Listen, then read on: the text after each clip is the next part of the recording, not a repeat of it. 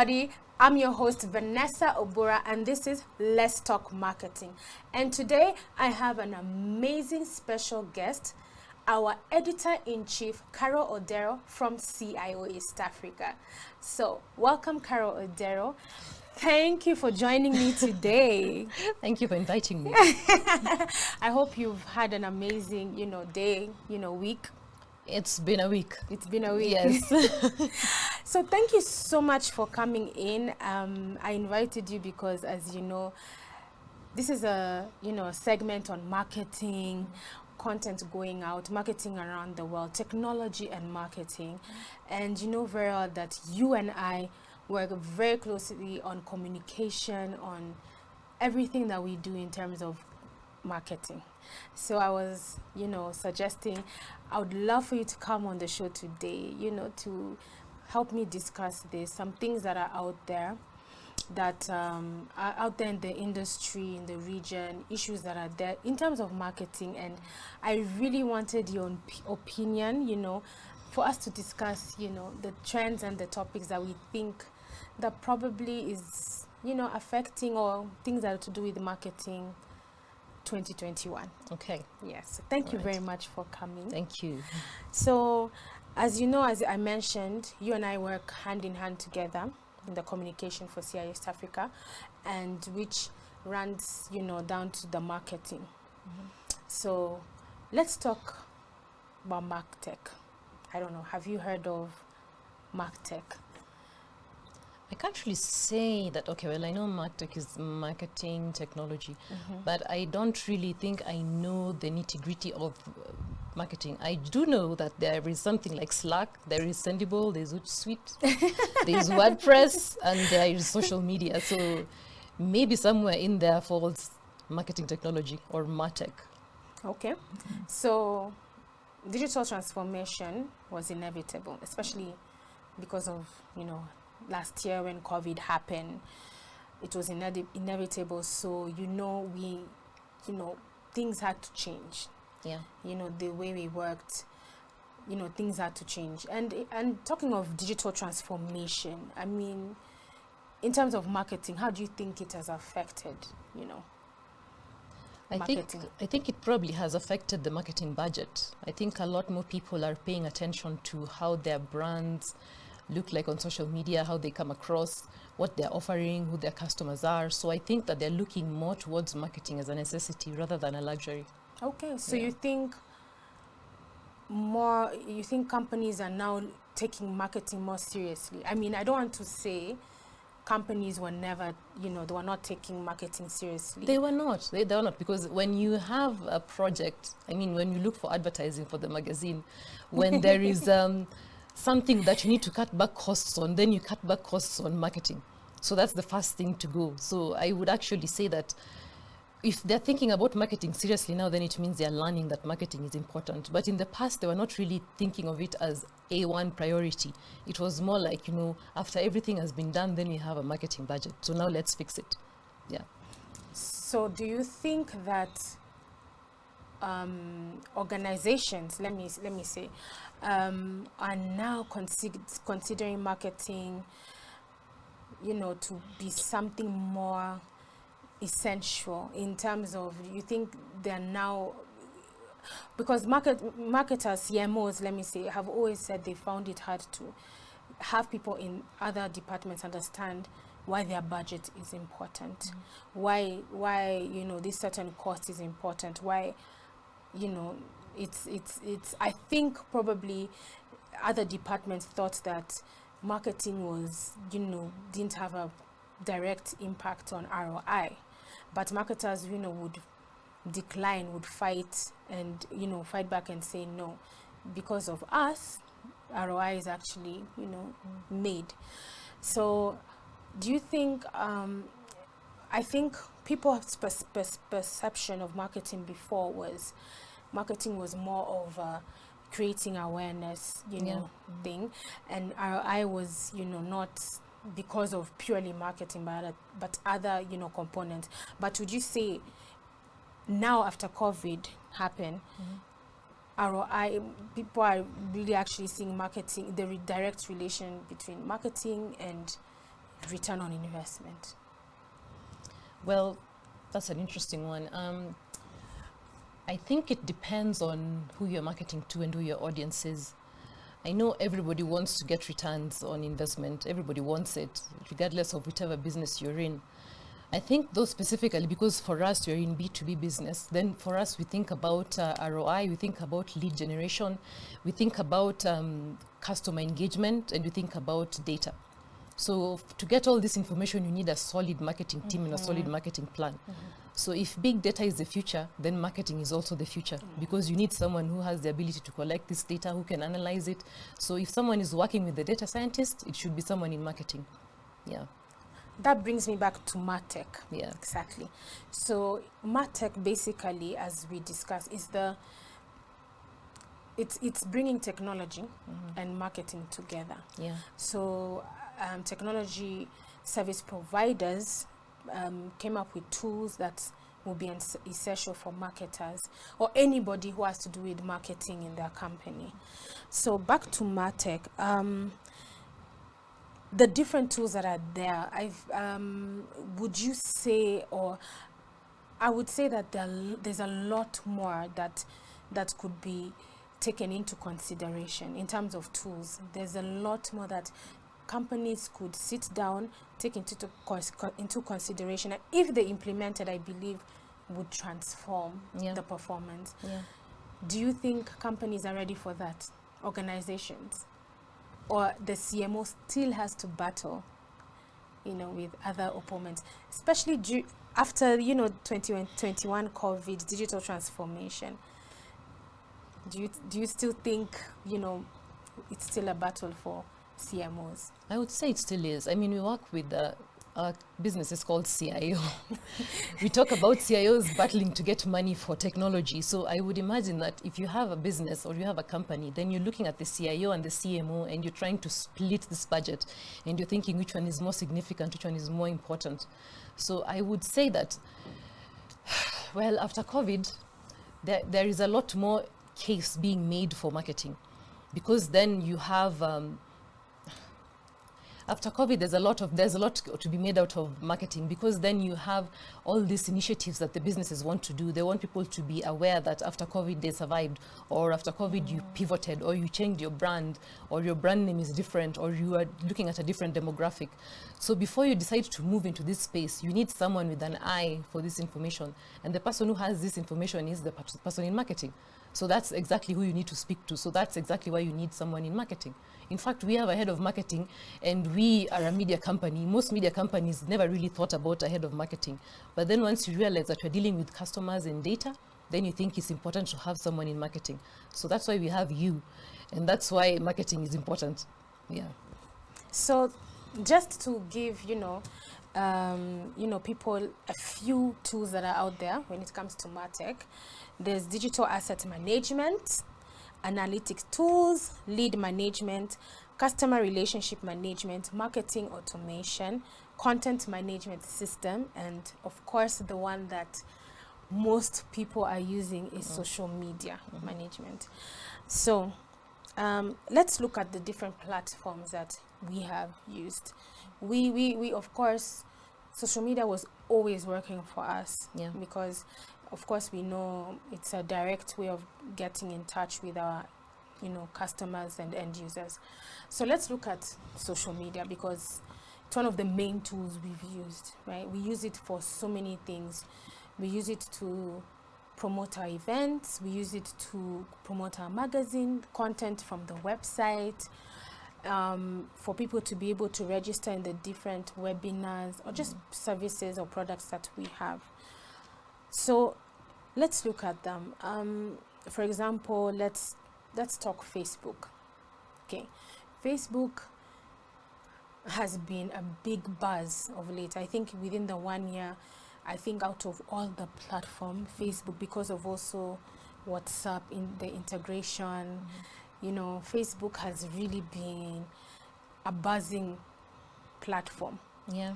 And I would say, what are your thoughts on Facebook in terms of, especially as editor-in-chief, you push your content articles on Facebook. let's say, what are your thoughts? Is Facebook really? Everybody says Facebook is a big platform. It's interactive. You know, what would you say is your experience? I know Facebook is the biggest platform in Kenya. Actually, in Africa, I think about 44% of people use it. So it's almost half of the social media budget. You know, so when people are spending their time and effort on social media, they look at Facebook. Yes. But I also know that while Facebook is free and you can get your ROI and you can connect with your customers and you get analytics, I know that there aren't so many people who are actually using Facebook because they think Facebook is outdated, or they think the people on Facebook are much older, yet that is where the demographic that has money to spend is. So the Facebook and the Instagrams are sort of competing with each other, which is interesting because they're the same business. Yeah. But I would think that Facebook it's the go-to when it comes to social media for SMEs. It's the first place that they think of. Then they think of other social media platforms because it's a more visual platform and it's more engaging. You can see the feedback that you get from your people. You can see the people you're engaging with. You know, though it's not as you can get trolled just as easily on Facebook. Let me just say that. But Facebook it's a little transparent when it comes to social media, so you can see the people you're engaging with. Yeah. And I think Facebook is also one of the cheapest tools in terms of promoting Facebook and Instagram, your content, your business. What I like about Facebook is the price is flexible compared to the others. But that's the price when you're looking to promote. If you're looking at organic content, you know, you still want to try and make Facebook work for you. Yeah. So I would say social media definitely. You know, everybody has spoken on how social media, you know, is definitely a platform that will, you know, will take your brand far. And in fact, most people think that it's the best platform to get immediate ROI. I'm not too sure on its effectiveness, but I think it depends also on the organization. Well, I think it also depends on what the organization is doing. Yeah, true. But I would say that social media works very well for a media house because we have content, we can share it. You know, we don't have to think about the content that we share. And also something about Facebook, our Facebook page is not the fastest growing Facebook page around the planet. But what is growing fast is LinkedIn and Twitter. Yes. You know, so it would seem that when you figure out where your market is, then you should go there. Yeah. So when we figured out that we have Twitter and LinkedIn, then we spend more time on Twitter and LinkedIn instead of forcing Facebook just because you're told it should work. So I think the social media platforms should give you insight into the kind of social media platform you should actually use. So don't just be going on Facebook, Instagram, Twitter, LinkedIn because everybody's going there. Go where your people go. Yes. And make that work for you. I think and different. There was somebody I was talking to. There were different platforms, social media platforms, work for different purposes, and not all of them. Their purpose is to give you ROI, you know. Ah, really? Yes. Huh. Some of them are just for fun. Some of them are to just create awareness. Okay. And to remind the people that your brand exists and that you are there. And it's also, I think for me, I would say Twitter and Facebook are more to create, conversational. I don't know, correct me if I'm wrong, but it's a platform to create conversations between you and your end user. Yeah. Also LinkedIn, it works for us. Yes, it does. But I feel like LinkedIn for us has a way brings in ROI in terms of, especially when we push our events. Yes. But I think other organizations have different purposes. So, like you said, we should look into, every organization should sit down and look into what where their people are, like what you were saying. Yes. So my next question will be to you is, with all the other tools that I've mentioned, like MarTech, which is digital asset management, analytic tools, lead management, customer relationship management, marketing automation, content management systems, and social media is already what we're using. But where do you think the next thing, like if you are, like for example with CIO, if you were to sit down, what's the next tool would you say it's the big thing? Oh my God, I wouldn't know because it's very difficult to tell. I mean, with Facebook, they're having this big battle with big technology, so it's very interesting. I mean, and then there's also the concept of big data when it comes to Facebook and WhatsApp. So I can't really say Facebook is the next big thing. It is a big thing now. I can just say social media is a big thing right now because we use it for free, because it's available, because you don't have to pay someone to get it. You know, it's there and you can just reach it. I would say though that the next big thing would be maybe content management. Yes. Because then there is so much content that there is in the world, so much information to pass through. So I would say that if there is going to be a next big thing step in marketing, then it probably would be to do with content management. Yes. And I would say, as a marketer, I would love lead management. I mean, I know we would want to. We want to get money. Yes. At the end of the day, just everybody say wants it. But content management for me is actually also a very interesting thing because we put out all this content out there, and you don't know what is like. Maybe your readers are more, you know, they don't need what we put out, they need something else, you know. And I would really like to understand better in terms of content what the crowd loves to absorb, you know, as content. Okay. So I agree with you. I think content management is actually the next big thing in the region, if you think about it. Because our I don't know, how do you think content management will affect the region, East Africa? If companies were to say, okay, we want to get a tool, content management specifically, do you think with CIO East Africa, I mean, with the region, let me say East Africa, not CIO East Africa, okay, CIO East Africa and the region, do you think it's something that would work in terms of accuracy, would be able to actually deliver the right content? I would say so, because the most popular platform for content management system is WordPress. I mean, 32% of websites in the internet use it. So WordPress can actually be used for automating your content.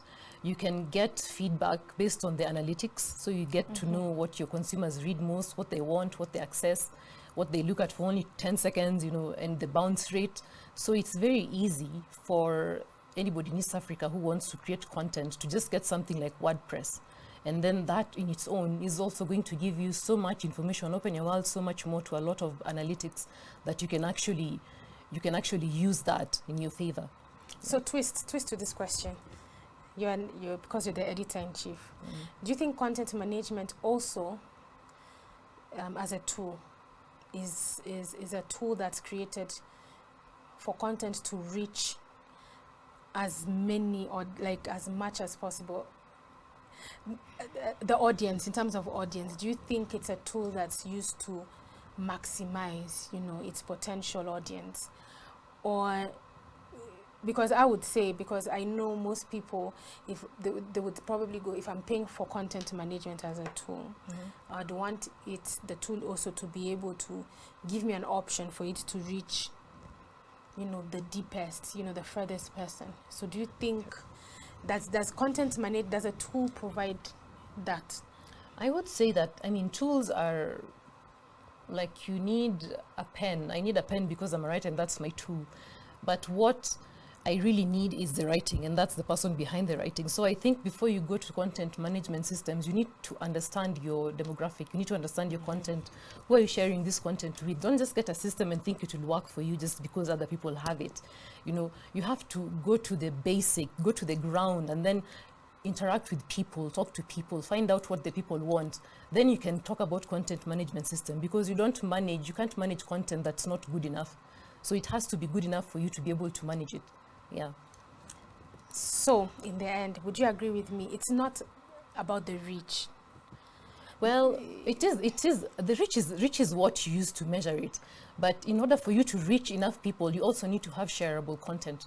Is it the reach, or is it the people who actually buy into the content? Aren't they the same? Not necessary. What's the difference? I can get content like on my phone. A pop-up CIO article comes up. it has reached me, but it doesn't necessarily mean it's something I'm interested in. Yes, but you can get the content, and you're interested in it, and you click and you open. So is it the reach that matters, or the audience that actually buy into the content? That's a very controversial question. For me, I would say it's the What audience would you that want buys as into an it. you write, you're a writer, you're the editor in chief. Your content, would you rather it goes far, or would you rather it reaches the people who will actually buy into it? I want it to go both ways. I want it all. But it's also very important to have your own community. And so if it's reaching the right people, the people who you intend for it to reach, and this is because CIO is a niche market, if it's reaching those people, then it has more power than if it reaches everyone. So you don't want your CIO East Africa publication to go to, say, a standard 8 student or a university graduate. You're looking at a C-suite executive. So if you have a lot more people who are like soldiers in your battle or in your war, then it is so much easier for you to be able to communicate whatever it is that the brand needs. But I still want my reach too. I'm sorry, I just want both. So I want the people who get it, and I want these people who get it to be many. The reason why I was asking that is because, obviously, clients, tend to pay because they also look at the reach. So, yeah, that's another topic for another day. But clients like to definitely pay and to see how many people has the content reach. So sometimes that's like forcing a trend on social media, like forcing trending on Twitter. You look at it this way: how many more people have followed us? How much more engagement do we have on this platform? Don't always think we have to trend. That's the same thinking here. Yes. Yeah. Okay. So thank you so much for having, being on my show. Thank you so much. I have a feeling I'm definitely going to invite you back. There's going to be so much more. And for anybody out there, if you have any comments, if you have anything to add into our discussion, or if you have any questions, don't forget to hit our buttons on YouTube, LinkedIn, Facebook, Twitter, and Instagram. Share, comment, and definitely we shall get back to your questions and comments, and we'll be looking out for you. This is the Let's Talk Marketing show, and thank you for today, and we shall see you next time. Bye.